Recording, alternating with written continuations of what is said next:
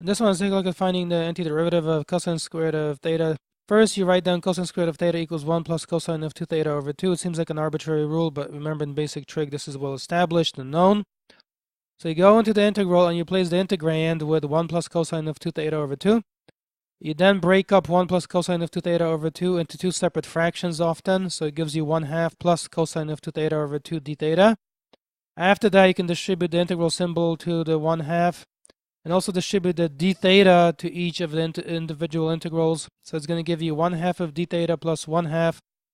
From cosine 2 theta over 2, you pull the 1/2 out, and that then leaves cosine of 2 theta d theta.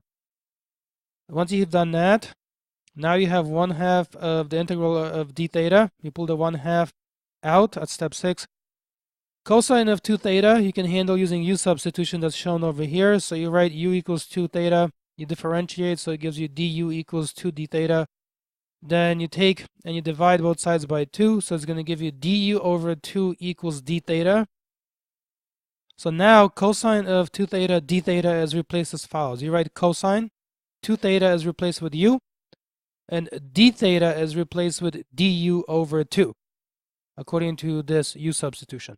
After that, you take that 1/2 multiplying the du. Remember, when you're dividing du by 2, it's the same as multiplying by 1/2, okay?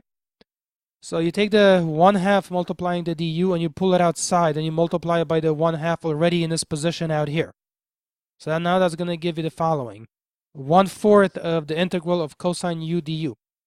Notice that up here at step 6, go back there for a second, 1/2 of the integral of d theta becomes just 1/2 of theta when you integrate that.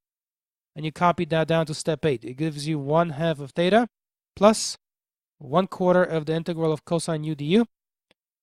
After that, you apply the basic antiderivative rule, so it's going to give you now 1/4 of sine of u plus the constant c.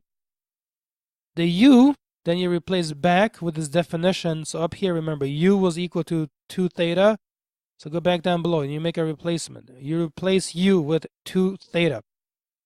At the next stage, form at step 10 would be okay, but often people write it a little bit differently. So what they do is they write 1/2 of theta plus the 1/4 can be written as 1 over 2 times 2, sine of 2 theta plus c.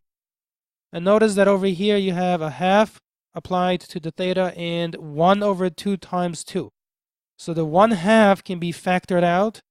Up here on step 12, you pull a half out from each factor. So it leaves theta by itself within the big parentheses there, plus 1/2 that remains on the sine of 2 theta, and then you add the constant c. And this is another final form that you see often. And that is it.